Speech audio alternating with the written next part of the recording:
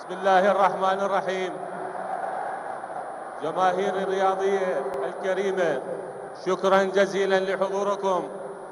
باسمكم وباسم العراق نرحب كل الترحيب بالأشقاء، بالضيوف، بالمنتخبات، بالجماهير في أرض العراق، أرض الرافدين، في البصرة الفيحاء، في هذه البطولة.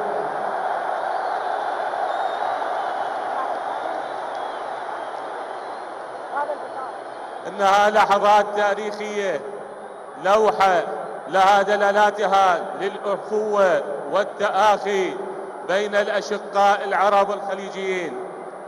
تمنياتنا لكل الفرق بالتوفيق، وللجماهير بالمتعة والروح الرياضية. والآن أعلن وعلى بركة الله انطلاقة خليجي 25.